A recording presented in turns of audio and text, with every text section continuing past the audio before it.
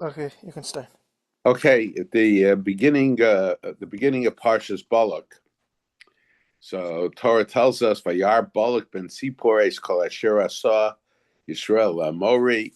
Balak, the son of Sipor, saw everything that the Jews did to the Amori, and Moab became very frightened of Klal Yisrael because of the Jewish people. They were scared that the Jews would do the same to them, and and then it says afterwards, Vayomer Moab v'ziknei Midyan. So then Moab got the advice of the elders of Midyan, and after all that, it says Balak ben Sipor melech Moab be'esahi.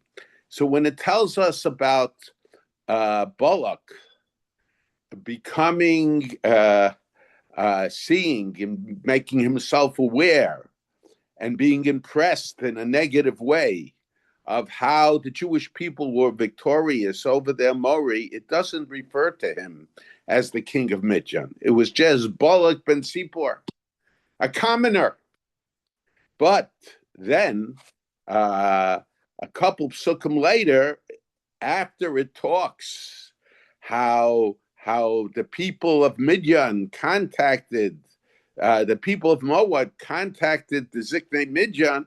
So it says, "Balak ben Sipor melech leMoab be'esahi," and Balak ben Sipor was the king of Moab at that time. So Reb Chaim says, and there's some indications in some of the Mefarshim to this, that actually Balak initially was not the king of the Jewish people of Moab. He was not the king initially, but because of his involvement in keeping track, in a sense, he was trying to arouse feelings against the Jewish people, instilling fear in the nations against the Jewish people, showing the Jewish people, showing the nations of the world that the Jewish people are a threat to their existence. Because of that, he was appointed king of Midian.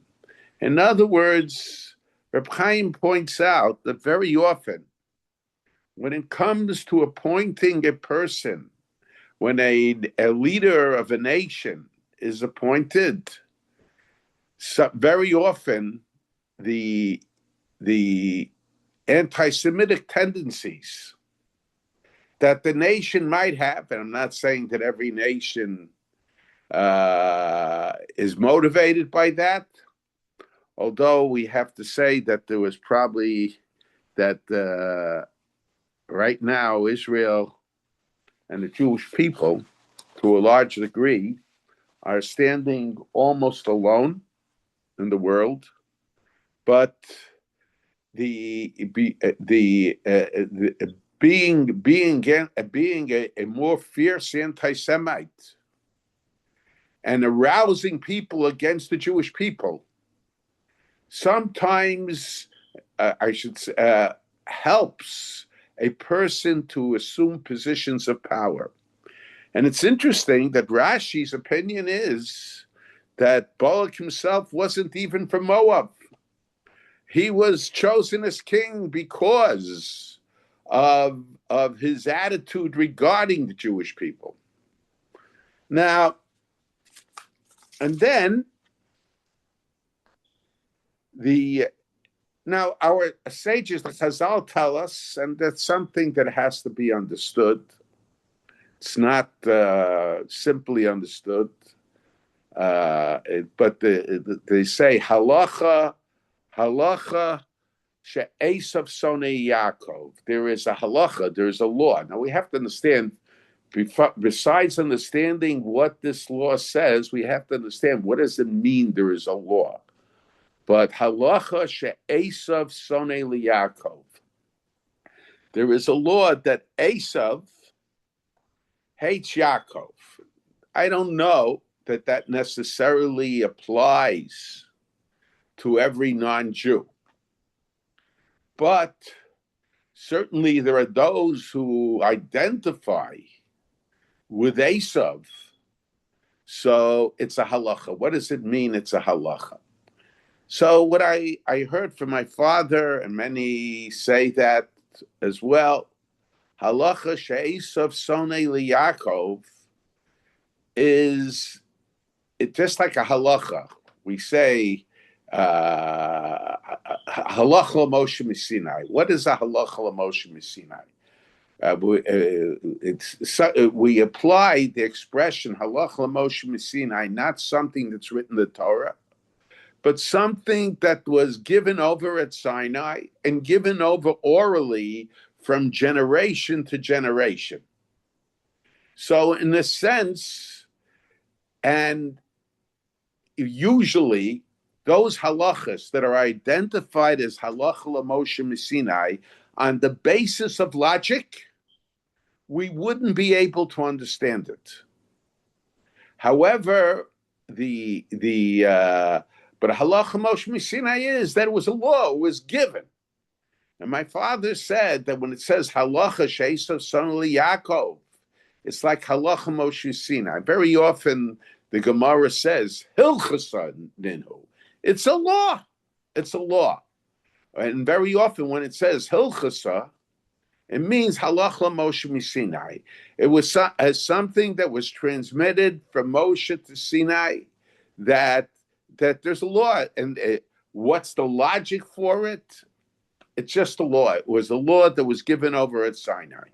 Anybody can attribute any logic they want. But the way this law was derived is based on the Masorah. So my father said very often, anti-Semitism is not based on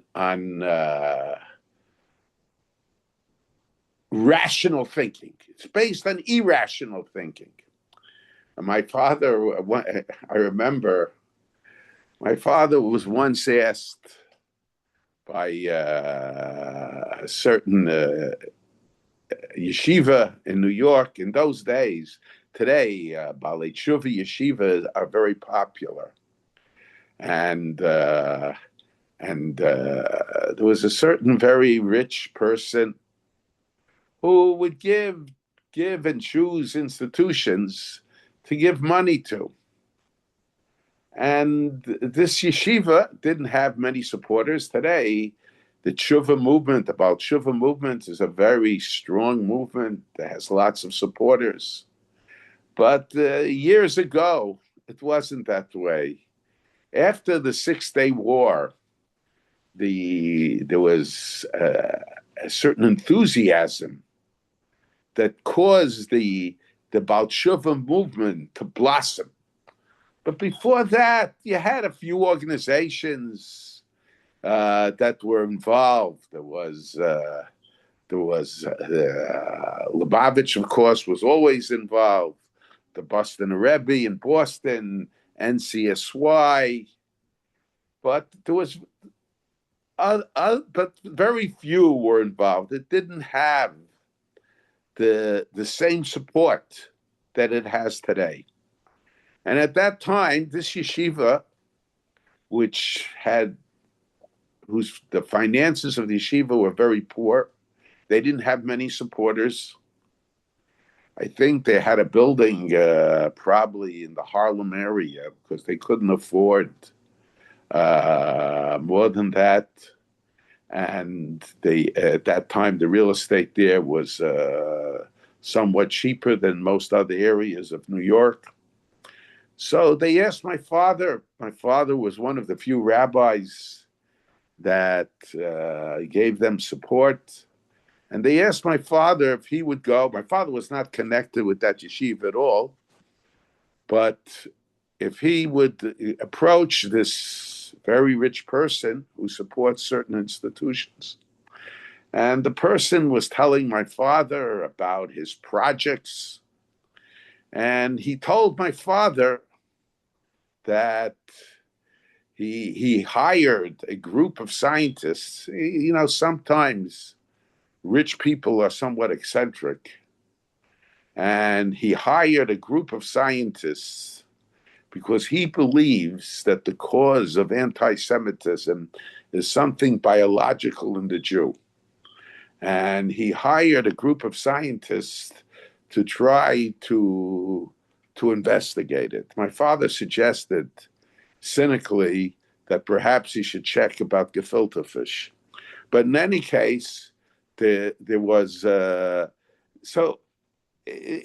people look for reasons, but really the reasons are just, they don't exist. That's the idea.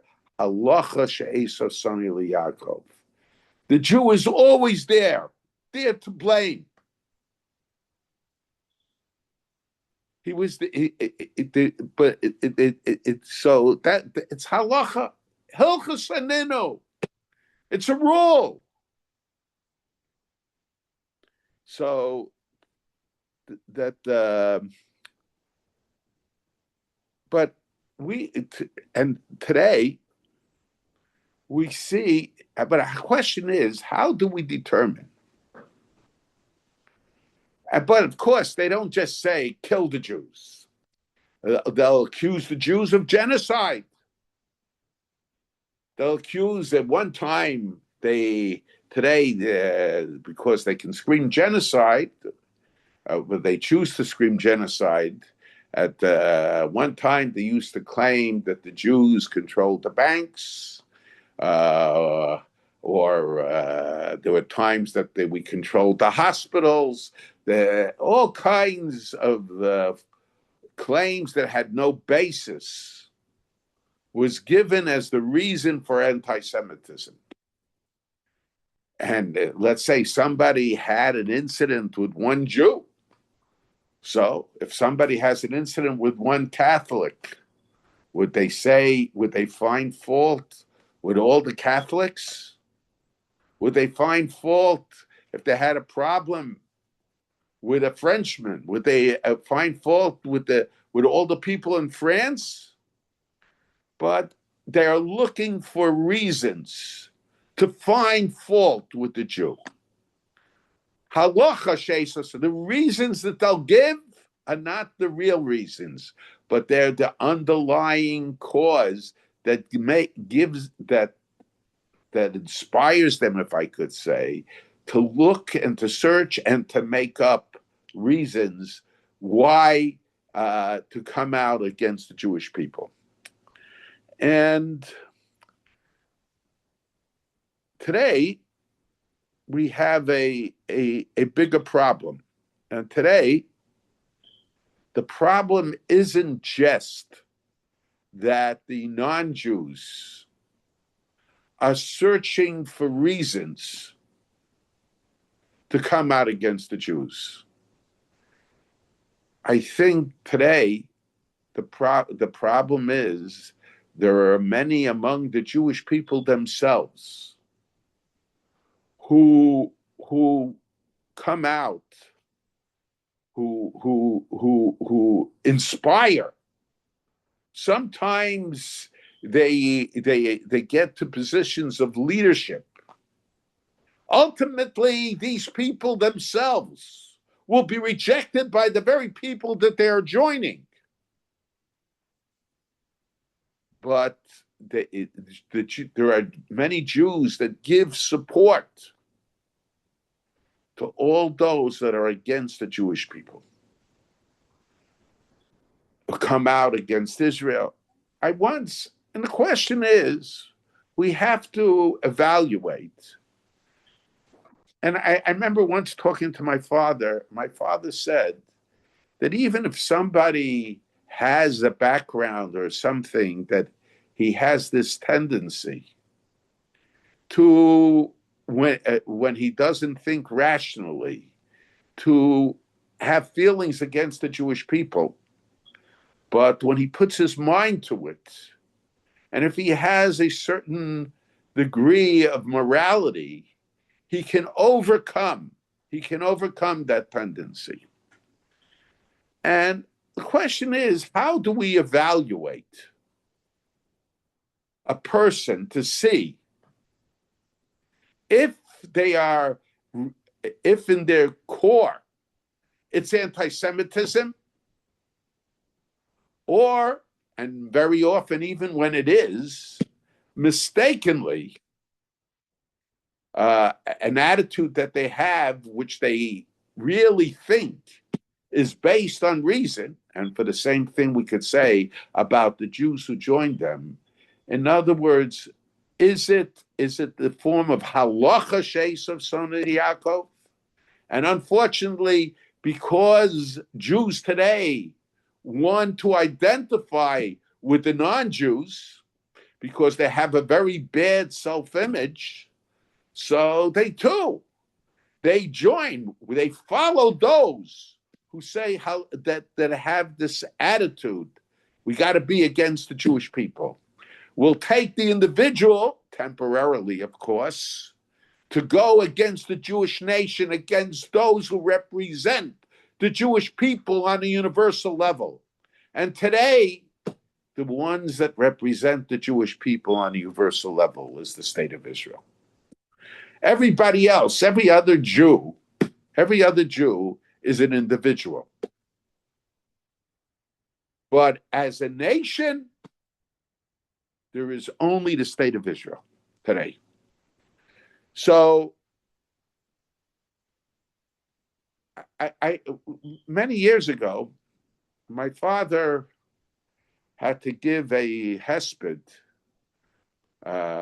This was probably 1959, 1960, for his uncle, the Brisker Rav.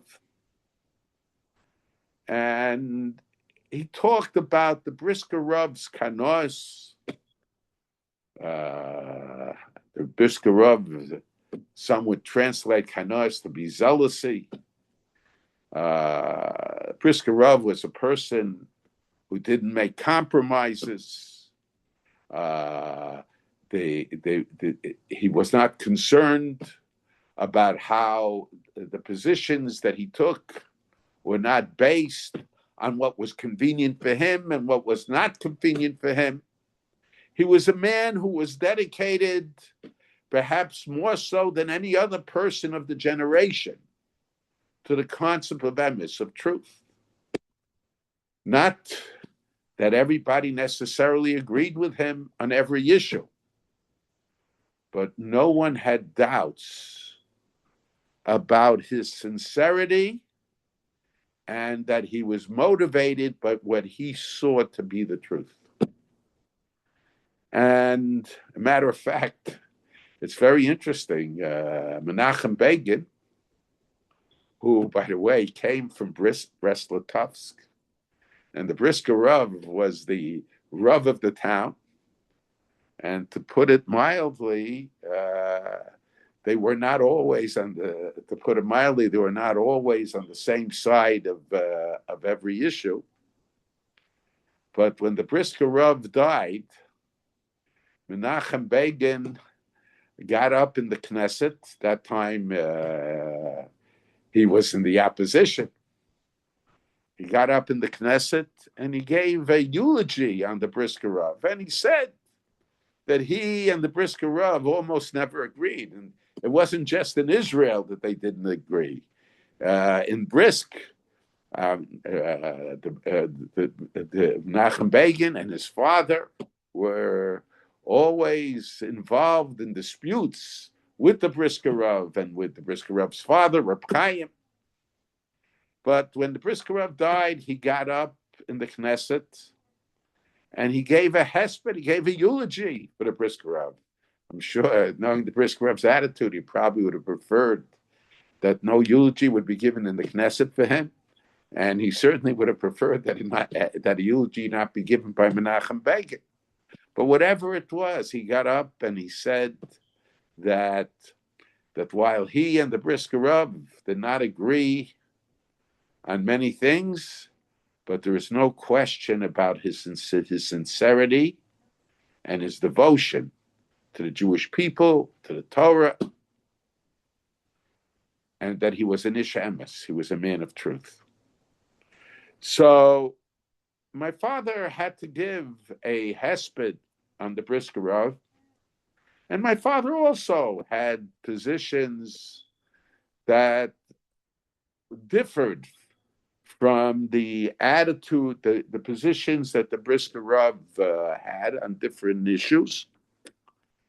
And my father mentioned that he was talking about the meat of kanos, which is interpreted as zealousy. And my father was saying that not everybody has the right to be a kanoi, but a person who's a kanoi, zealousy is a positive trait if a person is an ish emes, is a man of truth. And the question is, how do we determine, is a person a man of truth, or he's not a man of truth? And my father mentioned that there's Yerushalmi that talks about putting somebody in Didui or in Cherep, and it says that someone acted improperly, someone said something that shouldn't be said, and they used to, where it was necessary, it was the last resort, they would put, so to say, a person shouldn't deal with this person for a certain amount of days. It was a form of punishment, but more than a form of punishment, it was a way of making sure that certain people shouldn't spread their attitudes among the Jewish people. So let's say 30-day period, don't be involved with this person. Certain limitations were placed, whatever it was. But my father said, who can do it who could do it in those days? My father said that it had to be someone who is consistent. How do you determine if someone is consistent? You determine if someone is consistent if two people do the same thing, and you take action only against one of them,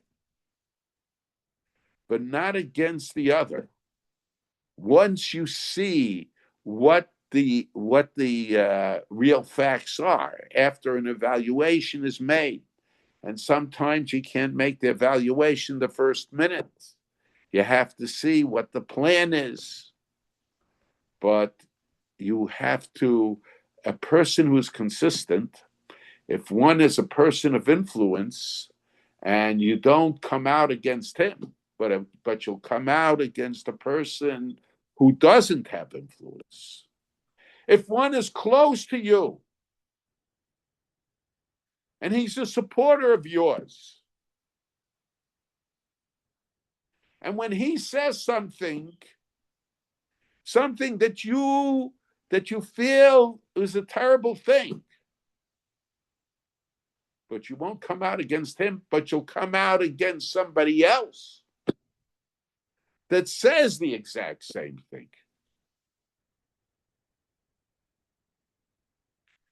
Then you are not consistent. Then you are not an ish emes. It goes without saying that on the political scene today, there is no emes. As a matter of fact, my father told me that Rabbi Yaakov Emden, in his biography, he mentioned Rabbi Yaakov Emden was a very interesting Gadol b'Yisrael. He had a very wide perspective, but as far as his attitudes were concerned, he was a zealot. But he was consistent in his zealousy. But Rabbi Yaakov Emden mentions that he used to like to study, to know foreign languages. I know today people might look aghast at that, but he would study foreign languages. So I don't remember if it was French or whatever. He came across the word. He was looking through a dictionary, whatever it is, the word politica. Uh, the word politica. So he looked up in the dictionary what the word politica meant, and they identified with a word that diplomacy. I guess in those days, diplomacy and politics, one was together with the other. Rabbi Yaakov Emden. So then he didn't know what diplomacy is. So he looked up in a dictionary what diplomacy was, and they said politica. So he didn't know what one means and what the other means. One means the other, but we don't know what each one means. So as a result of that, he asked people, and people suggested to him that he read books or articles that use the word politica and diplomacy, and on that basis to find out what the meaning of the word from the context, to see how the word is used. And after he read a number of essays or papers or whatever, or parts of books that use that word, he concluded that the word politica, politics, and diplomacy, they mean echad b'lei ve'echad b'peh. One attitude in your mouth, another attitude in another attitude in your heart. In other words, you preach something that you don't really believe. And take a look today. Let's take a look at the Democratic Party. Not that there isn't hypocrisy in the Republican Party. There is hypocrisy in every political group that there is. But I think it has reached an extreme that one really has to make themselves stupid in order to deny it. Throughout the years, they were going around saying that Trump is a fascist, Trump is a Nazi, Trump is Hitler. These were the words that were being used. And now the Democratic Party puts up candidates, and you shouldn't think it's just individuals. In the primary of the Democratic Party in Maine, 80%, I think it was an 80%, the person got. He had a Nazi symbol tattoo. Okay, he took it off when he decided to run. And it wasn't just the Nazi symbol. According to what I heard on the news, I can't say that I'm knowledgeable in these things. It was the symbol that the guards in the concentration camps had. If you want to point, listen, the Nazis are the worst, and the worst of the Nazis were those in the concentration camps. And he identified with the Nazis, with the fascists, all the words that they used to describe President Trump, all the words here, and then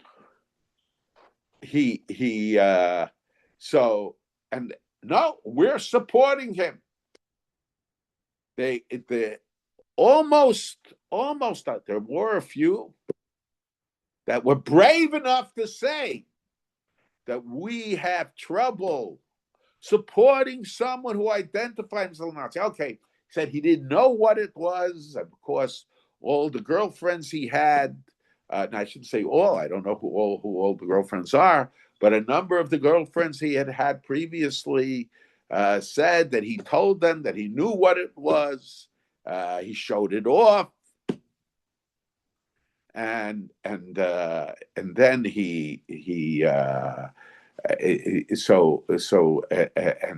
the interesting thing is he says he's a communist. He has a Nazi symbolism, and okay, no problem, no problem. But Trump is a fascist.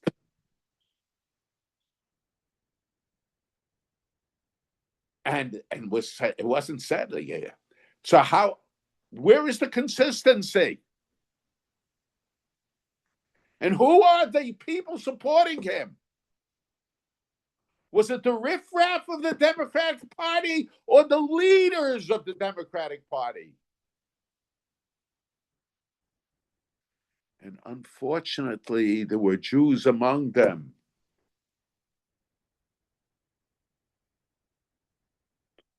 Those who claim that they have the arrogance to identify themselves as the Shomer Yisrael. You know, today the word Shomrim is used for the police. The Shomer Yisrael, the Jewish police, but it's the police over the Jews.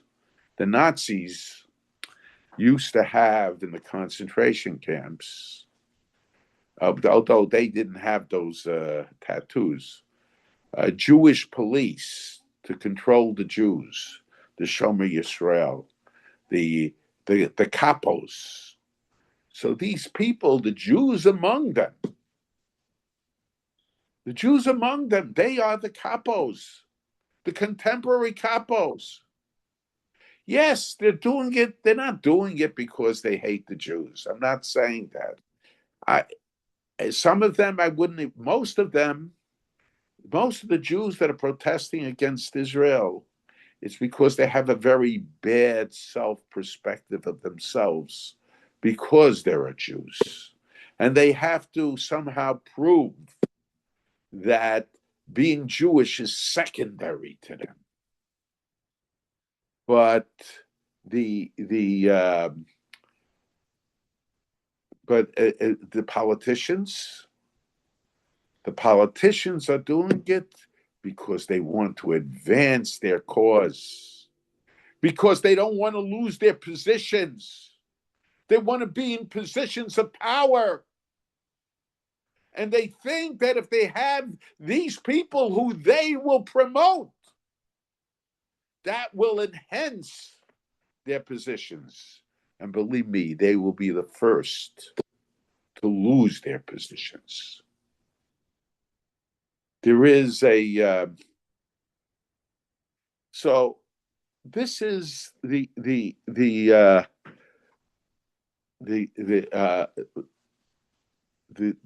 people are the Jews that support these people.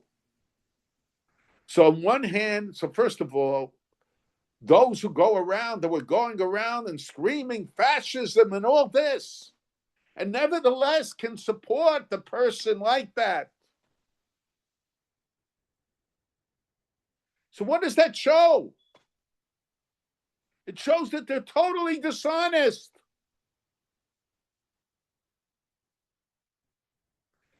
There isn't an ounce of the MS in them.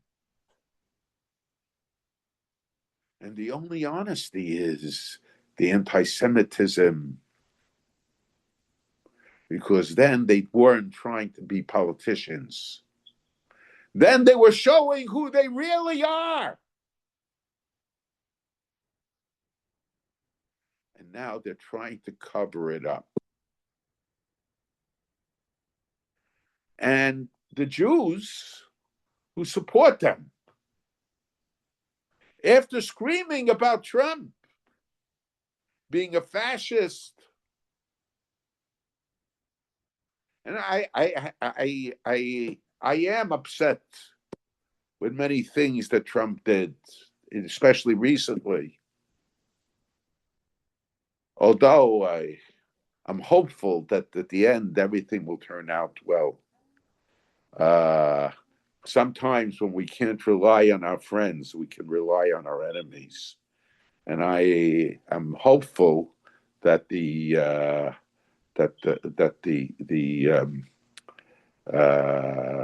Iran will act in a manner that the nations, that many of the nations of the world who think that it's worth trusting Iran will come to realize very quickly that you can't trust Iran, and they will quickly realize that no, not only Israel is in danger, but they're in danger as well. Now, and why is it? Why is it that the Jewish community, that there are those among the Jews that are against Israel? Look, take a look. Take a look. What's happening in Africa? The Christians are being massacred. All these people that were testifying, and by the Muslims, may I add, all these people that were demonstrating against the Jewish people, including those Jews that consider it an honor to join them.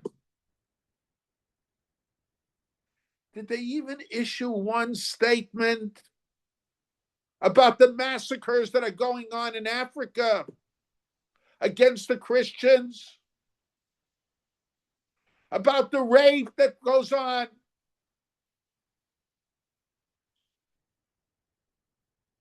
About the kidnapping that's going on? The taking away of little girls from their families?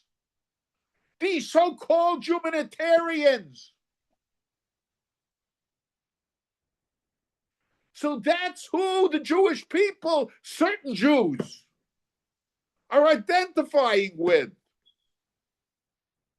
They're identifying with hypocrites.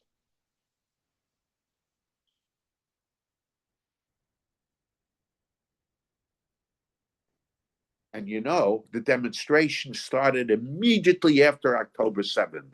The whole thing was planned from the beginning. They were counting on these demonstrations to put pressure on the United States government. So the Jews who joined them, they were enablers of October 7th, even if they themselves didn't know before October 7th about October 7th. But these people know we can rely on the foolish Jews to join us. So when you make yourself a slave to these groups and you join them in screaming Nazis,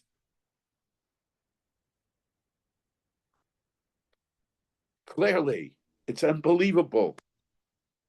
You know what the Nazis did to your grandparents, to your great grandparents?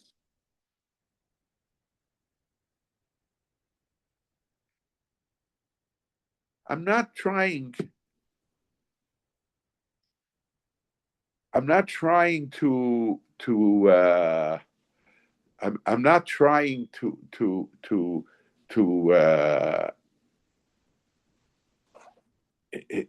And you say Nazis. You cheapen it. You make it. You make what the Nazis did to be something. Listen, I'm not 100%. I don't agree with Trump 100% of the time. But do you identify him as a Nazi? You identify him with the people that put the Jews in the ovens. when the ones that did that were the Palestinians on October 7th.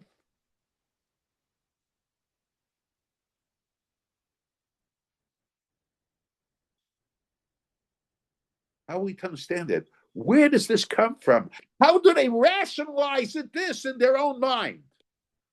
And I think this can be rationalized. This could be rationalized with a certain a shot that I want to suggest to explain how they rationalize it. Chas v'shalom, we shouldn't rationalize it. But now we know Bilam. Bilam was an anti-Semite from way back, just like all these people who are leading these riots against the Jewish people.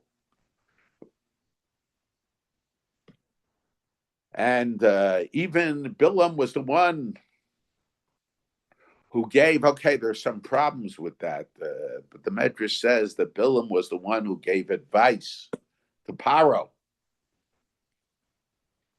against the Jewish people. And Bilam was the Navi, was the prophet of the nations of the world. Why? A prophet has some type of communication. It's an inferior, perhaps, in communication. But how is it? Let's try to understand. How is it that Bilam is appointed as the prophet that the nations of the world, in trying to make a connection with God, to get Bilam to curse the Jewish people, they would come to him. He was chosen. And the question is, why did God recognize Bilam as the prophet for the nations of the world? And the Medrash tells us that why did God give prophecy to the nations of the world? Because God didn't want that the Jewish people, that the nations of the world should have a claim. God, if you gave us prophets like Moshe Rabbeinu, we would have been altogether different. So because of that, God gave them a prophet. And the implication is, to a certain degree, in a certain form or shape, he was like Moshe Rabbeinu. Okay, now, but look who Bilam was. Bilam did every Aveira in the book.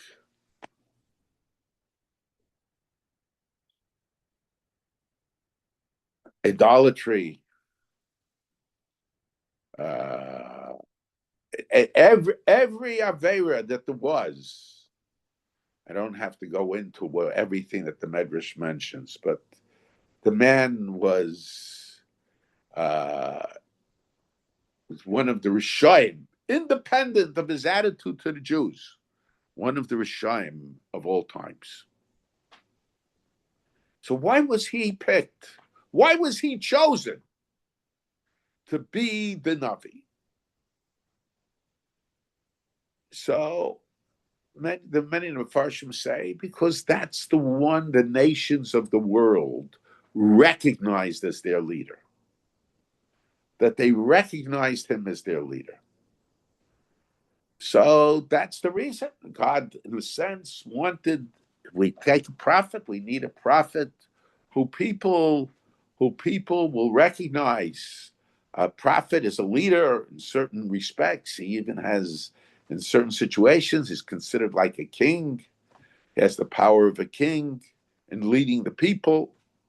So God let them, in a sense, the one they looked up to, the one that was their spiritual leader, he gave them the opportunity at times to benefit from the power of prophecy. Not that he himself was deserving of prophecy, not that he represented prophecy in his character, in his demeanor, in the way he acted, but he was a connection that some people had with God. So, but I want to explain it a little different, but really along the same lines.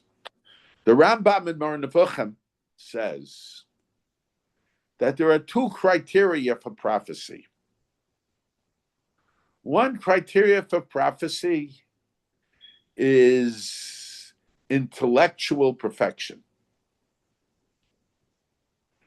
And the other criteria for prophecy is moral perfection.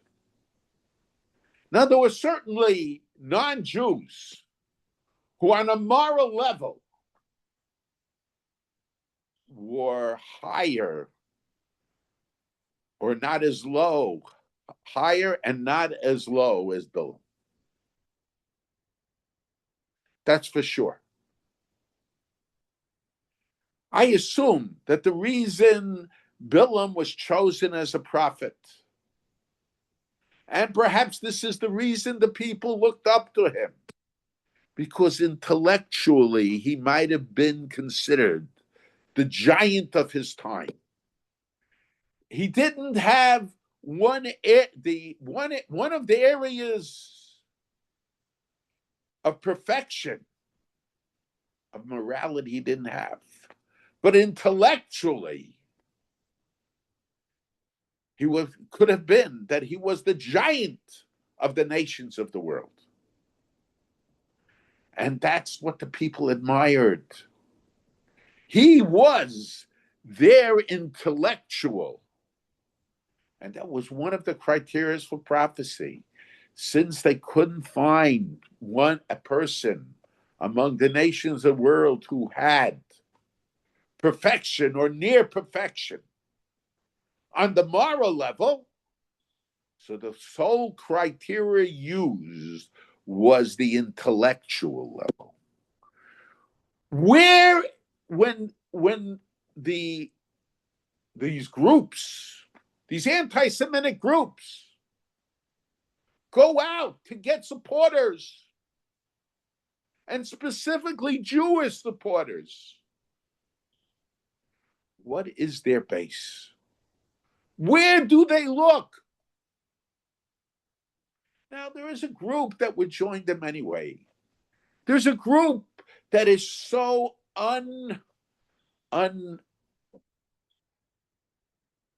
that there's a group that they are so unsuccessful that they have to blame everybody else for the lack of their success. I'm talking even Jews. They'll blame their parents.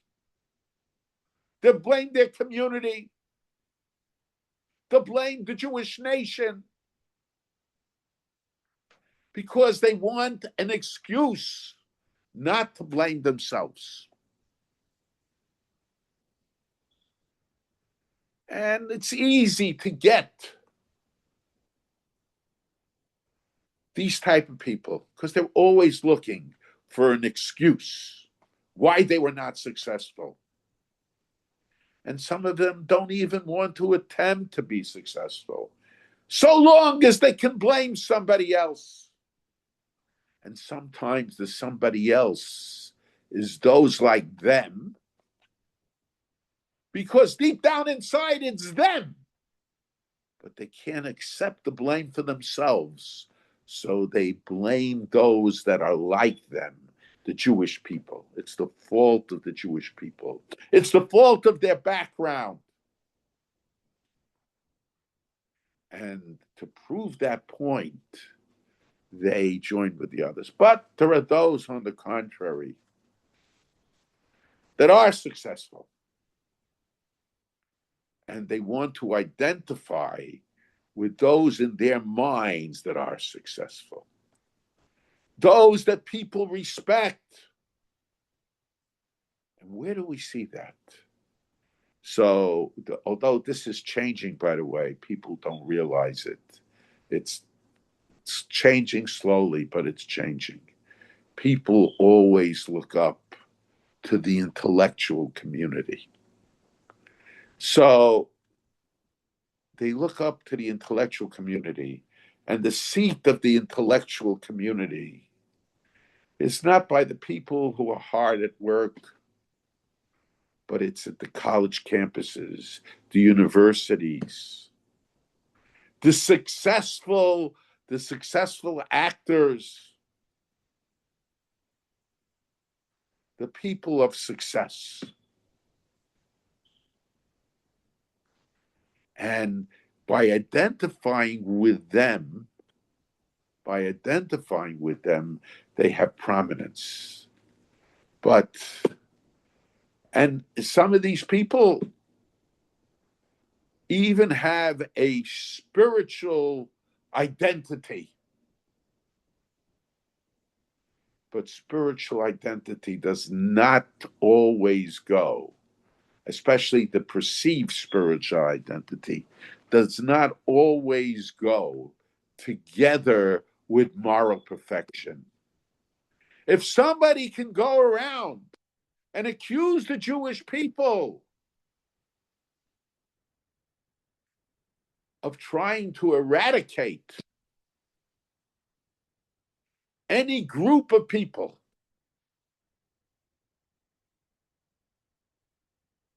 and at the same time they don't protest when others are being killed and massacred by the very people that they joined, then it's inconsistent. It has nothing to do with morality. They want to take self-defense and try to give it a different perspective.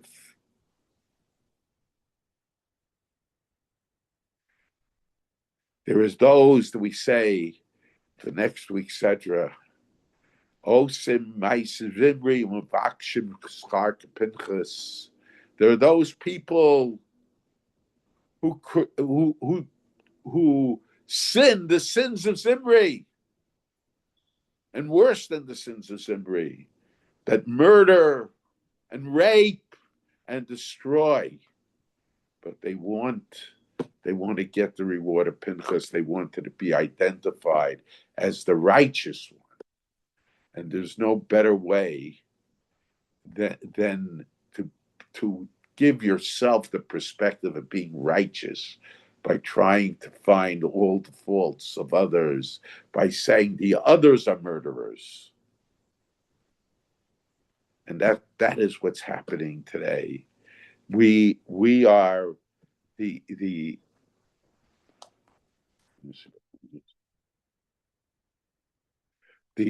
we have to we have to be on guard. The college campuses, that represents the intellectual community. The intellectual community is losing regard because it's becoming less and less intellectual. It's becoming more and more political. And when I talk about political, I'm saying Echad B'Leiv, Echad B'Paz, Rabbi Yaakov Enden said. But there are people who still believe that these are outstanding individuals, people to look up to. In the old days, someone as a professor, that was the ultimate, because he achieved intellectually. It was assumed he was moral.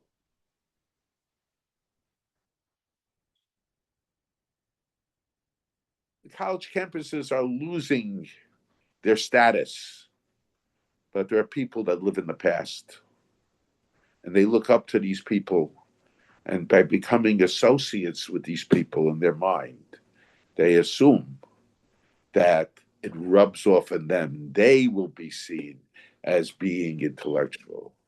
Nazi Germany was way ahead of many other nations, and they used their abilities and massacring the Jewish people and building concentration camps and building the ovens in the concentration camps. And today, we have this same attitude. Today, many people have this same attitude. We look up to these people. We have to learn. We can't look up to the Bilams. The Bilams are the most wicked. They're the most wicked of the people, are the Bilams of our society. And unfortunately, there are those that think that they get importance by identifying with them. We have to recognize that, as Reb Chaim put it out. Reb Chaim said, Bilam got nevuah, got prophecy, but he was an object. He was like a tape recorder. Moshe Rabbeinu got prophecy because of the person who he was. When we evaluate who who to follow, who to associate with, we have to look at the person. And sometimes the people they choose are not really people. They're just objects, computers, and not even computers. We have to realize, we have to look at those who have the perspective of Moshe Rabbeinu. The greatness, it's the person gets prophecy naturally. Person naturally gets prophecy when, as a person, he's deserving prophecy. But if as a person he's not deserving prophecy, then he's just an object. These people at the best are just objects. Okay. Any questions in the chat, please? But put it in the chat for everyone, because I had to change the, I'm not on the Zoom for Rabbi Lazowski.